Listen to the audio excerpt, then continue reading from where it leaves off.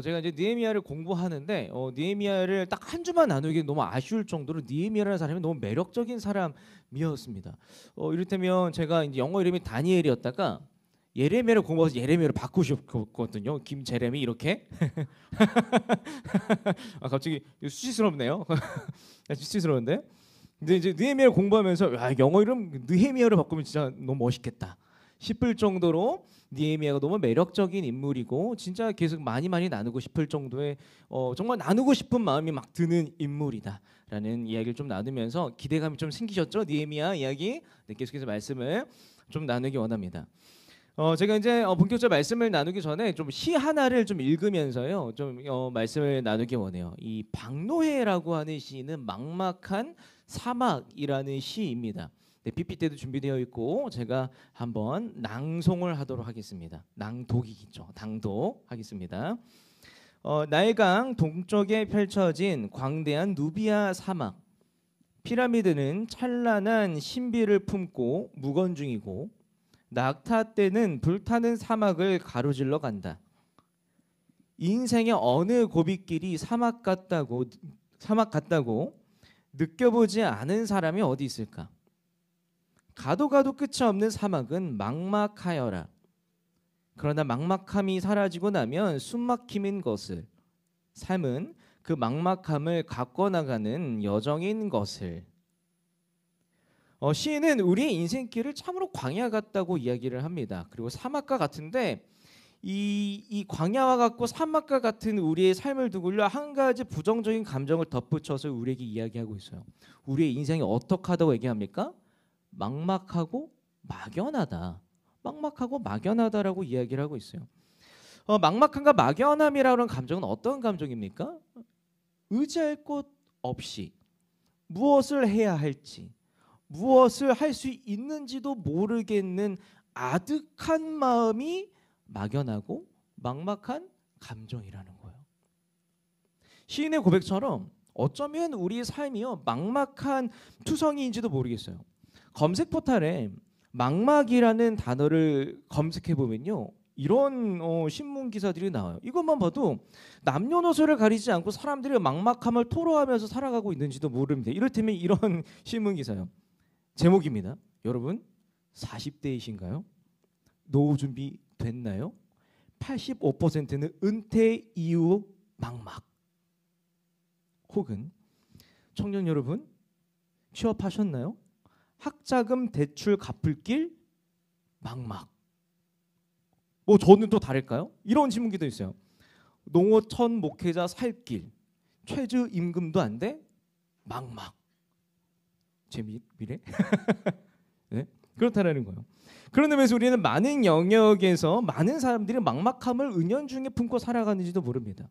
이 막막함과 막연함이라는 감정을 헤아려 보건데 많은 이들은요 우리 삶이 참으로 막막하다 말하고 하는데 우리 안에는요 어쩌면 이런 마음들을 가지고 있는지도 몰라요. 무엇이 정답인지 모르겠습니다.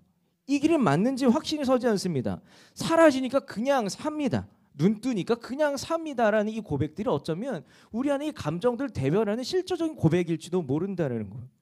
그렇다면 여러분들은 좀 어떠하세요? 여러분들은 막막하십니까? 막연하십니까? 혹은 확신 있게 좀 살만하십니까? 나 내일이 좀 막막해요. 계신 분 계세요? 자, 수신호 비밀 신호 한번 보내볼게요. 난 막막해요는 몰래 고개 한번 끄덕여 보세요. 자, 비밀이라고 했는데 동시에 많은 사람들이 하기 때문에 우린 들통났어요. 그럼 난 내일 살 길이 좀 선명하고 확신이 있어요라고 하는 사람들은 손 한번 들어보시겠어요? 에이 아닐걸? 자 방금 제가 정죄했습니다. 거짓말하면 안 돼요. 좋습니다. 그렇다라는 거예요. 근데 그런 의미에서 오늘 본문은 막연하고도 막막한 삶을 일구어가야 했던 사람들의 이야기라고 할 수 있어요. 하나님 나라라고 생각했던 유다 왕국이 철저히 파괴된 이후에 예루살렘이 황폐해진 긴 시간이 흘러 지나간 이후에요. 하나님의 백성이라고 생각했던 이스라엘 백성들이 예루살렘에서 이방 민족들과 뒤섞여 살아온 지 긴 시간 이후의 이야기라고 할 수 있어요. 이제 나라가 망하고 나서요. 수많은 유대 백성들이 포로 생활을 한단 말이에요. 근데 그 포로 생활을 하던 사람들이 2세대, 3세대가 되었을 때의 이야기라는 거예요. 포로 세대의 2세대, 3세대 사람들이 마음 안에 말씀을 읽으니까 이런 마음들이 생겨났던 것 같아요. 어떤 생각이냐면 예루살렘과 전혀 연결점과 접촉점이 없었던 사람은 어떤 생각을 갖고 있느냐면 하나님의 약속 하나 굳게 붙들고 하나님의 말씀 하나 굳게 붙들고 우리는 예루살렘 재건과 회복 프로젝트를 가동해야 된다라고 마음을 갖고 있었다는 거예요.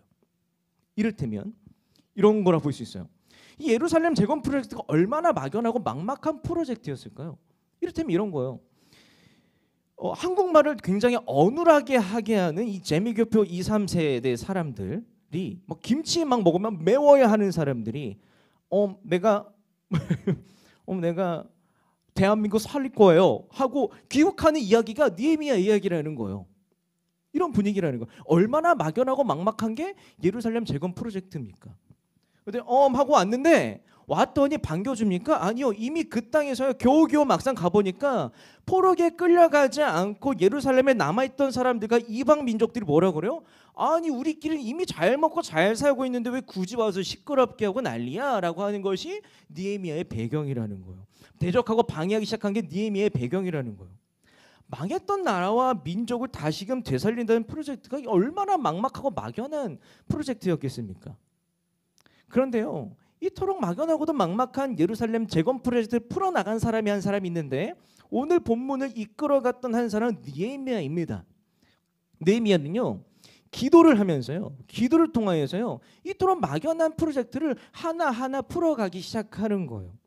사랑하는 새청 여러분, 오늘 말씀을 나누는 가운데요. 고난과 어려움을 더더욱 무겁도록 만들어준 이 막연함과 막막함이라는 것을 어떻게 걷어낼 것인가를 함께 고민하셨으면 좋겠어요. 나아가서요. 기도하는 사람 느헤미야를 바라보면서요. 어떻게 우리가 이 삶을 정말 이 구체적으로 좀 살아갈 수 있을 것인가에 대해서 고민하는 시간을 가지셨으면 좋겠어요. 세 가지 나누기 원하는데 느헤미야의 기도는요. 기다림이었어요. 그리고 느헤미야의 기도는 움직임이었어요. 그리고 느헤미야의 기도는 뜨거운 마음이었어요. 그래서 나누기 원합니다. 먼저 느헤미야 기도는 기다림이었습니다. 느헤미야 2장 1절에서 4절 말씀을 조금 쉬운 번역본으로 함께 읽겠습니다. 시작. 그로부터 4개월 후 1월의 어느 날 나는 황제에게 술을 가지고 가서 따라드렸다. 그러자 지금까지 내게서 한 번도 슬픈 빛을 찾아보지 못한 황제는 무슨 일이냐 하고 물으면서 아프지도 않은 내 얼굴에 수심이 가득한 것을 보니 너에게 무슨 문제가 있는 것이 틀림없구나 하였다. 그때 나는 대단히 두려웠지만 황제에게 이렇게 말하였다. 황제 폐하께서 오래오래 사시기를 바랍니다. 내 조상들이 묻혀있는 성이 황폐하고 성문이 불탄 채 그대로 있으니 어찌 내 얼굴에 수심이 없겠습니까? 그러나 황제는 내가 원하는 것이 무엇이냐 하고 물었다. 그래서 나는 하늘의 하나님께 잠시 기도한 다음 아멘. 느헤미야는요. 황제의 벌써부터 감동받으시면 안 돼요. 네. 느헤미야는 그 황제의 술관원장이었어요. 술관원장. 근데 그 당시 술관원장은요. 상당한 지위가 있는 사람, 그냥 술 따라주는 사람 정도의 사람이 아니었어요. 느헤미야가 술관원장으로서 모자람 없이 풍족하게 살아가던 어느 날 느헤미야의 형제가요. 고향 땅이 예루살렘을 다녀온 거예요. 그래서 느헤미야는요. 고향 땅 소식이 너무 궁금합니다. 그래서 이제 형제인 하나니에게 하나니야, 그래 우리 고향 갔다 왔다고 그 고향 좀 분위기가 좀 어때? 물어봐요. 근데 하나니가 뭐라고 얘기했냐면 이렇게 얘기해요. 아니 느헤미야요. 포로를 잡혀오지 않고 유다 땅에 남아 있는 이스라엘 백성들이 큰 어려움과 수모를 당하고 있어. 그리고 느헤미야야, 예루살렘 성벽은 여전히 무너진 채로 그대로 남아 있고 성문은 불탄으로 다시 세우지도 못하고 있어. 수세대 동안 한두 세대 동안 그러지도 못하고 있어. 옴짝달싹 못하고 있어. 이런 뼈아픈 얘기를 듣게 된 거예요. 그러자마자 느헤미야는 너무나 슬픈 나머지 기도하기 시작합니다. 그 절절한 슬픔을 정말로 잘 표현하고 있는 말씀이 느헤미야 1장 4절 말씀인데요. 이걸 제가 읽겠습니다. 나는 이 말을 듣고 주저앉아 울다가 며칠 동안 슬퍼하고 금식하며 하나님께 이렇게 기도하였다. 며칠 동안 금식할 정도로 슬펐대라는 거예요. 그렇다면 이 기도했다고 그러잖아요. 느헤미야의 기도 제목이 뭐였을까요? 느헤미야의 기도 제목. 이어서 느헤미야 1장 9절은요. 느헤미야의 기도 제목에 대해서 설명하고 있는데 이걸 다 함께 읽겠습니다. 시작. 그러나 너희가 나에게 돌아와 내 명령에 순종하면 너희가 비록 멀리 포로로 잡혀가 있을지라도 내가 경배를 받으려고 택한 곳으로 너희를 다시 불러 모을 것이다. 여호와여, 이제 주께서 하신 이 말씀을 기억하소서. 아멘. 내가 하나님이 그러시는 거예요. 예전에 약속하셨던 거예요. 내가 경배를 받으려 택한 곳으로 너희를 다시 불러 모을 것이다. 하나님 이 약속하셨잖아요. 이게 기도 제목이 된 거예요. 쉽게 말하면 나아갑니다. 하나님의 백성을 다시 고향으로 돌아가게 하시겠다고 약속하셨죠? 그 약속 기억해 주세요. 나아가서 하나님의 백성 다시 회복시키시겠다고 약속하셨죠? 그 약속 꼭 지켜주세요. 이게 느헤미야의 기도 제목이었던 거예요. 느헤미야의 기도 제목은요, 하나님의 나라와 하나님의 백성 회복과 재건이 기도 제목이었다라는 거예요. 그리고 이것은 하나님의 말씀에 근거한 인생의 목적과 비전이라고 할 수 있다라는 거예요. 잠깐 생각해 보면 느헤미야는 하나님의 말씀에 근거하여서 인생의 목적과 비전을 찾은 사람이었습니다. 그러면 그리스도인들이 인생의 목적과 비전을 어디서 찾아야 되는 거예요? 하나님의 말씀에 근거하여서 자신의 구체적인 상황 가운데 비전을 목적을 찾아야 된다라는 거예요. 느헤미야는요, 이런 것들이 이미 정리가 되어 있던 사람이었습니다. 그렇다면 느헤미야는요, 기도 제목의 성취를 위해서 혹은 자신의 인생 비전을 성취하기 위해서 목표를 이루기 위해서 무엇을 했습니까? 우리 이걸 알기 위해서 먼저 해봐야 될 게 있는 게 뭐냐면 느헤미야가 갖고 있던 직업에 대해 좀 생각해 볼 필요가 있어요. 술관원장이었던 느헤미야 직업에 대해 생각해 봅시다. 술관원장은 어떤 직업이었냐면 말씀드린 건 상당히 고위직이었어요. 이를테면 왕의 식탁이 쫙 차려지잖아요. 그럼 왕의 식탁에서 왕이 마시게 될 술을 검사하는 사람이 술관원장이었어요. 근데 왕이 이거 독이 들어있는지 안 들어있는지 확인 한번 해줄래? 맡겨줄 정도의 사람이 얼마나 신뢰받을 만한 사람이었겠어요. 엄청 신뢰받은 나머지 그 당시 술관원장은요, 왕의 옥새도 보관하는 사람이었어요. 왕의 옥새만 보관해요? 여러분 신뢰하는 사람들이 뭐예요? 속마음 얘기하지 않아요? 와, 내가 진짜 너무 힘들어 죽겠어. 내가 그 국밥 아니야 잠시 실수할 뻔했다. 저기 저 신하가 있는데 신하가 내 말을 너무 안 들어. 어떻게 하면 좋을까? 그럼 술관원장이 관리하면서 이렇게 속마음을 다 해주는 거예요. 다시 말해서 조언해주는 사람이었어요. 상담해주는 사람이었어요. 충고하는 사람이었어요. 왕은 페르시아라고 하는 제국의 모든 백성들의 영향력을 끼치는 사람이었지만 술관원장 느헤미야는요, 왕에게 영향력을 행사할 수 있는 사람이었어요. 얼마나 대단한 사람이었겠습니까? 다시 말해서 느헤미야는 언제든지 황제에게 나아가서 황제시여, 이스라엘 백성들이 괴롭습니다. 이거 해결해 주세요. 왕이시여, 내 고향이 완전 황폐하게 무너져 있습니다. 이거 해결해 주십시오. 달려가서 말할 수 있는 능력이 있는 사람이었다라는 거예요. 그런데 느헤미야가요, 자신의 기도 제목과 비전의 성취를 위해서 움직였던 그 행동들을 보건대 주의할 만한 장면이 드러나요. 뭐냐면 느헤미야 2장 1절의 첫 부분을 보면 이런 표현이 나오는데, 개역개정을 보면 이렇게 나와 있어요. 뭐라고 나오냐면 아닥사스다 왕 제20년 니산월이라고 나왔는데 이게 언제인 줄 아세요? 아시겠어요? 저도 이거 헤아리는 거 어렵거든요. 조금 더 쉬운 번역본에는요, 이렇게 번역이 되어 있어요. 간단하게 번역되어 있습니다. 그로부터 4개월 후 1월의 어느 날 이라는 표현으로 바꿔서 말할 수 있다는 거. 뭐냐면 무엇을 한지 4개월이라고 말합니까? 느헤미야가요, 속상해서 하나님께 나아가 기도한 지 4개월이 지난 어느 날이라고 표현하고 있다는 거예요. 느헤미야는 무엇을 했습니까? 섣부르게 황제에게 나가서 문제를 해결해 달라고 하지 않았어요. 섣부르게 감정적으로 즉흥적으로 황제에게 나가서요, 나 이거 해주세요 땡깡 부리지 않았어요. 제 신도는 4개월 동안 뭐 합니까? 기도로 씨름했어요. 4개월 동안 기도하면서 타이밍을 기다렸던 것이 느헤미야라는 사람이었다라는 거예요. 조급한 마음으로 한 게 아니라 4개월 동안 씨름했던 사람이라는 거예요. 4개월이라는 시간 꾸준히 기도하면서 기다렸습니다. 약 120일이라는 시간 동안 하나님의 타이밍이 오기까지 기다렸습니다. 그리고 때가 이르자 느헤미야는 페르시아의 황제에게 나가서 예루살렘 재건 프로젝트에 대해 허락을 구해요. 그리고 허락을 받게 됩니다. 꾸준히 기도했던 느헤미야의 침착한 기다림을 통해서요, 예루살렘 재건 프로젝트에 탄력이 붙은 거예요. 분명 느헤미야의 기도는 꾸준한 기도였어요. 꾸준한 기다림이었어요. 분명히 느헤미야의 기도는 하나님의 약속을 신뢰함으로 하나님의 타임을 기다리는 행위였어요. 그것이 느헤미야의 기도였던 거죠. 우리의 기도를 한번 돌아봅시다. 우리의 기도는 좀 어떤가요? 제가 저의 기도를 보건대 우리의 기도는 불만이 많은 기도입니다. 어쩌면 능력이 의심받는 기도인지도 몰라요. 왜냐하면 우리들 마음 안에 이런 마음이 있어요. 여러분 기도합시다라는 마음에 은연중에 뭐 기도해봤자 이루어지겠어? 라는 생각 안 해보신 분? 좋아요. 좋습니다. 혹은 여러분 김성림 전도 우리 기도합시다라는 얘기를 했을 때 과연 하나님께서 이 기도를 가지고 일하시겠어? 라는 생각 해보신 적 없으세요? 그만치 우리는 기도라는 것 자체에 불만이 많다라는 거예요. 근데 그렇다면 우리의 기도가 왜 이렇게 불만이 많은 기도라고 생각해 볼 수 있을까요? 우린 철저히 현대인이기 때문이에요. 현대인이기 때문이요.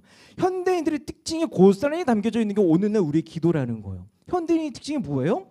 속전속결, 빠른 일처리, 패스트푸드로 대변되는 이 조급함이 만연한 것이 현대인들의 특징이라는 거예요. 우리가 조급한 마음으로 기도하니까 우리는 하나님의 일처리가 못마땅한 거예요.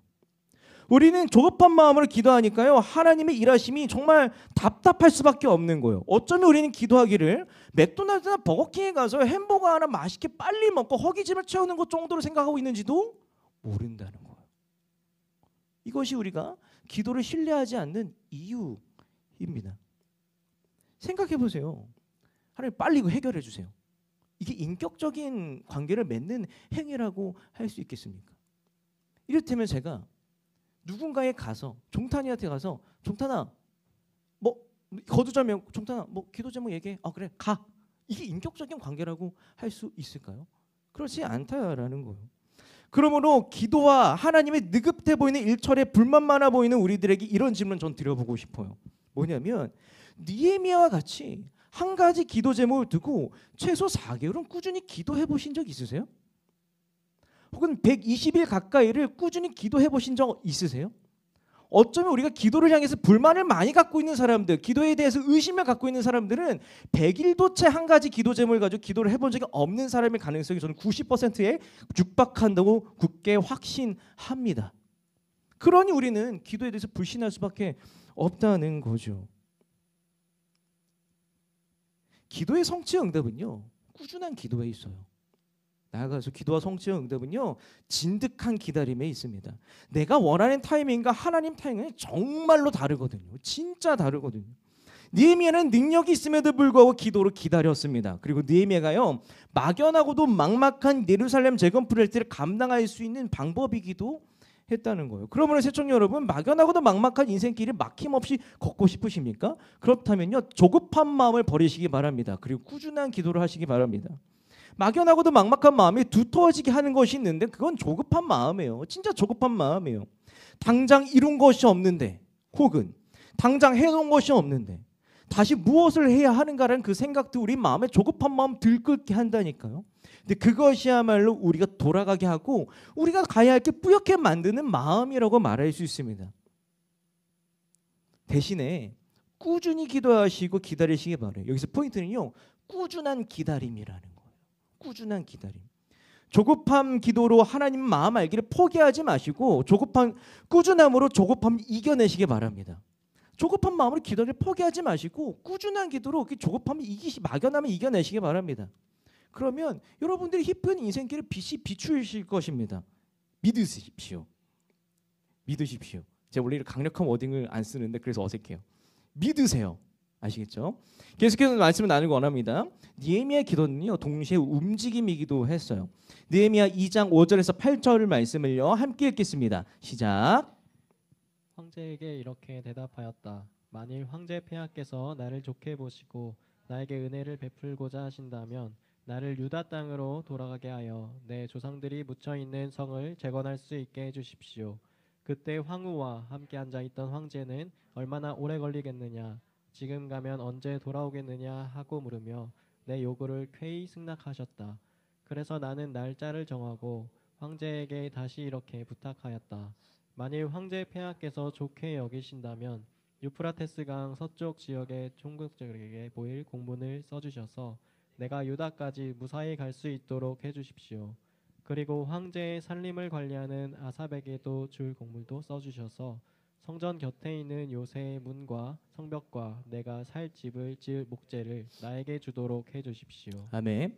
그 니에미의 기도는 하나님의 타임을 기다리는 행위였습니다. 그러나 니에미의 기도는요, 하나님의 타이밍을 위한 준비의 움직임이기도 했습니다. 계속 살펴보기 원해요. 니에미야는요 꾸준히 전심으로 기도했어요. 여러분 그 그러니까 기도원 혹시 가본 적 있으세요? 기도원 다녀오신 분들, 그 기도원에서 기도 뜨겁게 하시다가 내려오신 분들의 딱 표정이 있는데, 딱 이런 거요. 이게 반응이 안 좋을 수 있는데 살짝 이렇게 수척한 표정. 죄송해요.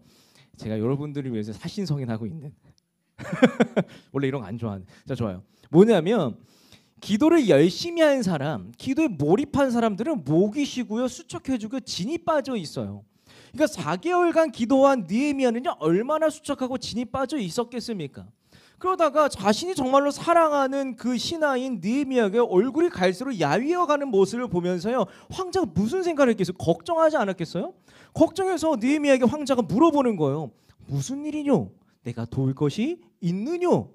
물어봅니다. 근데요 황제 이야기에 느헤미야가요 이때가 타이밍이다 싶어서 얘기하는 거예요. 예루살렘 재건 프로젝트를 제가 꿈꾸고 있는데 이거 허락해 주십시오. 그 자리에서 황제는 허락을 하는 거예요. 여기까지만 보면 모든 일들이 일사천리인 것처럼 보입니다. 그렇다면 자 허락을 받았으니까 이제 느헤미야에게 필요한 건 뭐예요? 자신이 계획을 짜는 거고, 다시 사람들을 불러 모으는 거고, 동역자를 불러 모으는 거고, 자원을 확보하는 것이겠습니까? 너무나 필요한 것이죠. 근데 중요한 게 있어요. 느헤미야는요 허락을 받자마자 곧바로 떠날 날짜를 정해요. 그리고 곧바로 황제에게 나아가서 뭘 얘기해요? 공문 2개를 써주십시오라고 얘기하는 거예요. 하나의 공문은 뭐냐면 서쪽 지방을 통과할 수 있는 공문을 허락해 주세요. 써주세요. 그리고 저 산림청 그 관리에게 목재를 조달해 주십시오라는 공문을 써주십시오라는 얘기를 곧바로 얘기한다라는 거예요. 느헤미야 입장에서는 허락을 받고 준비하는 시간을 갖는 것은요 시간 낭비였어요. 대신에 느헤미야 입장에서는 곧바로 움직이는 것이 예루살렘 재건 프로젝트의 필수라고 생각했다라는 거예요. 어떻게 이것이 가능했겠습니까? 황제의 허락을 받자마자 프로젝트를 이행하는 게 어떻게 가능했을까요? 느헤미야는요 황제의 허락이 끝나기 무섭게 예루살렘으로 향하는 여정에서부터 예루살렘에서 감당해야 하는 비전을 위한 계획을 미리미리 준비한 건 아니고서는요 이렇게까지 재빠르게 움직일 수 없었을 거라는 거예요. 이런 맥락에서 우리는 느헤미야의 4개월을 다시 생각해 볼 필요가 있습니다. 느헤미야가 기도를 시작하고 보낸 4개월은 어떤 시간들이었습니까? 기도와 기다림의 시간이기도 했지만 기도와 치밀하고도 구체적인 준비의 시간이기도 했어요. 준비의 시간이기도 했어요. 느헤미야는 지난 4개월 동안 기도하고 기다리면서 이 생각을 했을 거예요. 왕을 어떻게 설득하지? 4개월 동안 기도를 씨름하면서요. 이 비전을 구체적으로 어떻게 실현할 수 있을 것이지? 그리고 4개월 동안 기도를 씨름하면서 내가 뭘 해야 되지? 고민하지 않았겠어요? 하나님의 말씀과 비전의 실현을 위해서 치밀한 계획을 세우지 않았겠습니까? 이런 의미에서 느헤미야 기도는 치밀한 준비였어요. 나아가서 구체적인 움직이었어요. 나아가서요 행동하는 기도였습니다. 행동하는 기도였습니다. 중요한 표현이요. 행동하는 기도였어요. 느헤미야 행동하는 기도는 여기서 멈추지 않아요. 느헤미야가 예루살렘에 도착합니다. 그리고 나서 느헤미야는요 회복이라는 기도 제목과 비전의 성취를 위해서 구체적으로 움직이는데 13절에서부터 15절 말씀을요 제가 읽겠습니다. 나는 서쪽의 골짜기 무문을 빠져나가 남쪽으로 가서 용의 우물이라는 곳을 지나 동문으로 가면서 무너진 성벽과 불에 타버린 성문들을 일일이 조사하였다. 그런 다음 나는 동쪽으로 샘문과 왕의 못으로 갔으나 내가 탄 나귀가 지나갈 길이 없었다. 그래서 나는 기드론 골짜기를 따라 올라가면서 성벽을 조사한 다음 오던 길을 되돌아 골짜기 문을 통해서 성으로 돌아왔다. 무엇을 합니까? 무너진 성벽과 타버린 성문들을 일일이 조사하기 시작하는 거예요. 주의 깊게 살펴봅니다. 자세히 조사합니다. 하나님 목적을 달성하기 위해서요, 하나님 뜻을 위하여서요, 구체적인 전략을 세우기 시작하는 거예요. 얼마나 치밀한지, 제가 이게 길어질까봐 줄였는데, 얼마나 치밀한지 느헤미야는요, 이 모든 활동들을 그 누구에게도 얘기하지 않았대요. 얼마나 치밀한지 밤에 활동했대요. 심지어 내 편이라고 생각될 수 있을 법한 제사장과 레위인들에게도 얘기를 안 했다라는 거예요. 왜냐하면 그 당시 제사장들과 레위인들은요, 예루살렘 재건 프로젝트를 반대하는 이방 민족들과 대적자들과 내통하고 있었다는 걸 알고 있었기 때문이에요. 얼마나 치밀하게 움직입니까? 우리의 기도는 어쩌면 느헤미야 모습을 보건대 어쩌면 너무나 게으른 기도인지도 모릅니다. 우리의 기도는 너무나 게으른 기도일지도 몰라요. 우리는 하나님 나라를 위해서 기도하지만 그 나라를 위해서 무엇을 하고 계십니까? 무엇을 하고 계십니까? 하나님, 제가 오늘도 하나님 나라 위해서 기도했어요. 하나님 나라를 주실 거죠? 이런 식으로 기도하고 있는지도 몰라요. 우리는 나의 비전을 위해서 기도하지만 그 비전을 위해서 여러분들 무엇을 하고 계십니까? 하나님, 제가 비전 기도했으니까 그 비전 뭐 주시는 거잖아요. 이런 마음으로 기도하고 있는지도 몰라요. 하물며 그냥 막말로 하나님, 저 부자 되고 싶어요. 기도하지만 막말로 부자 되기를 위해서 뭘 하고 계십니까? 치열히 움직이고 계시냐는 거예요. 어쩌면 우리 기도는요, 게으른 기도예요. 기도에 대해서 엄청나게 오해하고 있는 기도인지도 모릅니다. 기도하면 하나님께서 그 기도 이루어주신 요솔렘 부정을 진의 정도로 여기고 있는지도 모른다는 거예요. 그런데 우리의 진짜 기도는요, 진정한 의미의 기도는요, 기도하면 하나님과 그 기도 제목을 위해서 발맞추어 걷는 거, 이게 기도라는 거예요.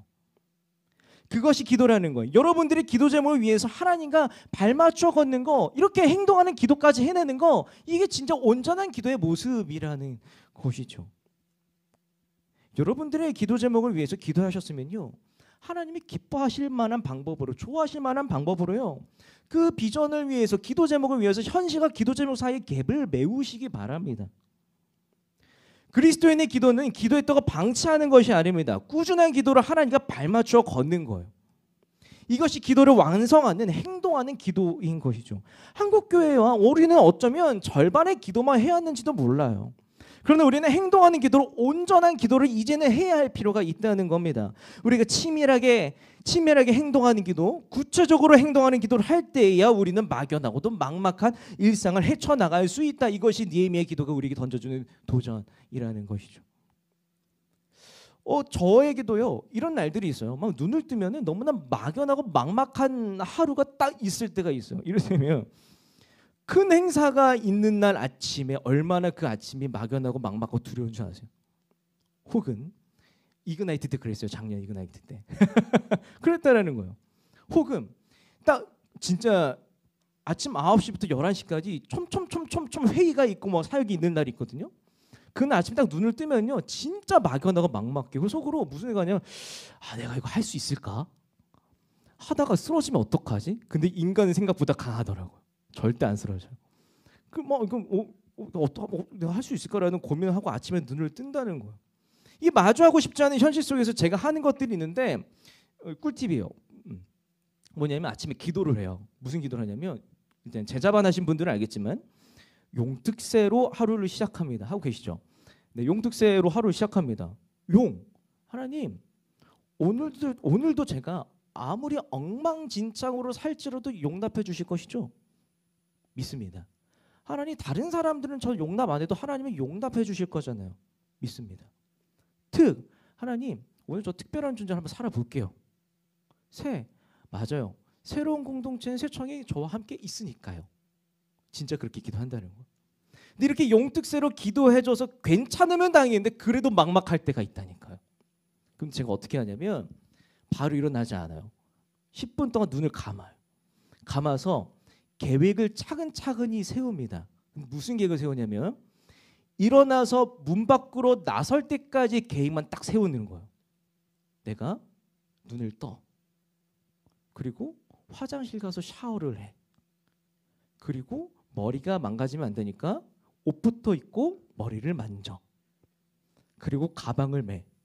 신발 신으면 별거 아니네 하고 나아간다는 거예요. 그리고 살아낸 하루는요, 생각보다 살만하고 사라지더라니까요. 일정이 소화가 되더라니까요. 별거 아니라니까요. 제가 무엇을 했습니까? 하나님의 약속에 근거하여서 기도했어요.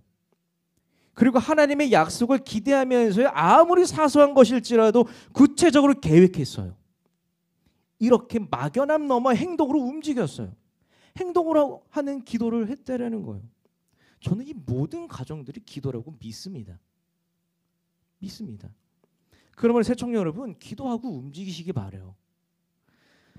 꾸준한 기도를 하는 사람은요, 한순간에 격동으로, 감정으로, 부추김으로, 우유부단함으로 움직이지 않아요. 꾸준히 기도를 하는 사람은 동시에 치밀하고 구체적으로 움직입니다. 이것이 행동하는 기도입니다. 나아가서 꾸준한 기도를 하는 사람은요, 치밀하고 구체적으로 움직이면서 분별하는 사람들이에요.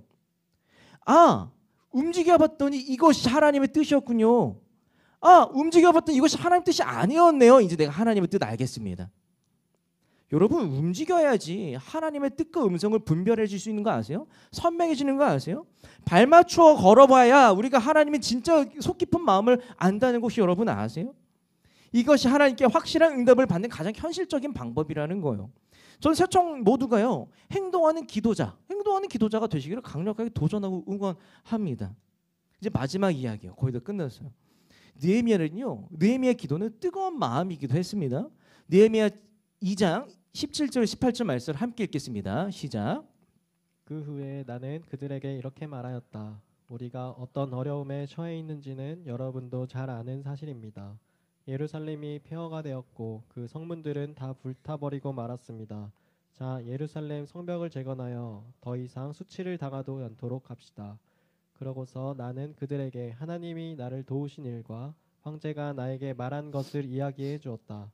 그러자 그들은 재건 공사를 시작합시다 하고 그 일에 착수할 준비를 하였다. 아멘. 느헤미야가 모든 준비를 끝내고 모든 사람들을 불러 모아서 했던 연설이었어요. 설교였어요. 동기부여 장면입니다.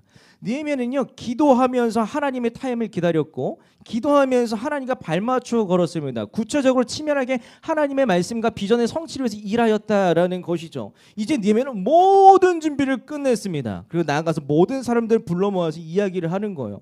모든 사람들 불러 모아서 이제 예루살렘 재건 프로젝트를 가동해 볼까요? 라고 설득하는 장면이에요. 동기부여하는 거예요.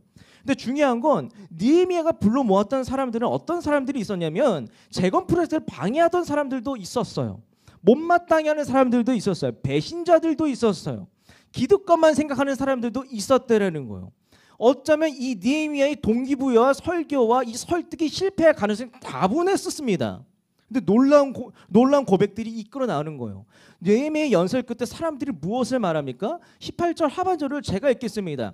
그러자 그들은 재건 공사를 시작합시다 하고 준비를 시작하였다 얘기하고 있어요. 그 프로젝트에 저도 참여하겠습니다. 맞네요. 해야겠습니다. 고백하게 됐다라는 거예요. 그렇다면 느헤미야는요, 무엇이 모든 사람들을 설득한 근거가 되어줬을까요? 18절을 보면요, 느헤미야가 무엇을 이야기했는지가 잘 드러나 보이는데 18절 상반절을요, 제가 또 읽겠습니다. 나는 그들에게 하나님이 나를 도우신 일과 황제가 나에게 말한 것을 이야기해 주었다. 느헤미야는 하나님이 나를 도우셨다라는 것을 얘기했고요, 황제와 나눴던 이야기들에 대해서 얘기를 했습니다. 이 모든 과정들이 언제 일어난 걸까요? 느헤미야가요, 기도로 씨름하던 기도의 이야기 가운데 나왔던 스토리들이라는 거예요. 느헤미야는 뭘로 설득합니까? 기도에 씨름하는 그 이야기들, 기도로 씨름하는 그 추억의 순간들을 말미암아 그 사람들의 마음을 뜨겁게 고양시켰다라는 거예요. 동기부여했다라는 거예요. 느헤미야의 기도는요, 사람들을 불러 모으는 기도였어요. 여러분, 기도하는 리더십은요, 사람들을 불러 모아요. 사람들의 신뢰를 드높여요. 그리고 혼자 막막하면 돌파하는 것이 아니라 불러 모은 그 사람들과 함께 돌파해낸다라니까요. 김성림이 이 문제를 헤쳐나가는 것이 아니라 함께 기도하는 유건이라고 하는 구체적인 이름을 가진 사람들을 불러 모여서 함께 간다는 거예요. 막연함과 막막함은요, 같이 명확한 구체적인 이름을 가진 사람을 뚫고 나가는 것이 막연함과 막막함을 기도로 이겨낸다라는 거예요. 그러므로 시청자 여러분, 기도의 리더십을 갖추시기 바래요. 기도의 리더십은 뭐냐면 영성과 행동을, 영성과 실천을 두루 갖춘, 균형잡으로 갖춘 그런 리더십을 가지고 있는 것이 기도의 리더십이라는 거예요. 기도의 리더십을 가진 사람들은요, 그냥 기도만 하는 것이 아니라 준비도 하는 사람들입니다. 기도의 리더십을 하는 사람은요, 내가 내 열심으로 준비만 하는 사람들이 아니라, 일만 하는 사람들이 아니라 기도도 같이 하는 사람들이 기도의 리더십이라는 거예요. 다시 한번 말씀드리지만 기도의 리더십을 갖춘 사람들에게는요, 구체적인 이름을 가진 명확한 존재들이 나와 함께 막연함과 막막을 함께 쳐나갑니다. 이것이 하나님의 말씀입니다. 믿으시기 바랍니다. 이제 좀 말씀을 맺습니다. 박노해 시인의 고백처럼 우리 삶은 막막함 투성이인지도 몰라요. 우리 마음 안에 아까 나눴던 것처럼 무엇이 정답인지도 모르겠고, 내가 걸어가고자 하는 이 길이 맞는지도 모르겠고, 사라지니까 그냥 사라지지도 모르겠고, 그냥 눈뜨니까 살고 있는지도 몰라요. 어쩌면 평안과 확신 속에서 삶을 살아가는 게 아니라 막막한 마음이 그 마음보다 더 클지도 몰라요. 그런 우리들에게 먼저 이 막연한 삶을 살아내었던 느헤미야가 우리에게 이렇게 얘기하는 거예요. 다른 방법 없어요. 기도하세요. 다른 방법 없어요. 기도하세요. 여러분, 꾸준히 기도하세요. 행동으로 기도하세요. 그래야면 함께 막연함과 막막함 돌파합니다. 이것이 느헤미야의 삶이 우리에게 도전하는 이야기예요. 기도하십시오. 사랑하는 새청 여러분, 사랑하는 새청 여러분, 우리가 처한 이 답이 없어 보이는 현실은요, 진짜 답이신 하나님과 발맞추어 걸을 때만이 걸을 수가 있어요. 우리는 발맞추어 걷기 위해서 기도를 해야만 합니다. 우리 함께 그 기도의 연장선에서 발맞추어 걷기 위해서 함께 찬양으로 마음을 준비하고 계속 기도의 자리로 나아갑시다.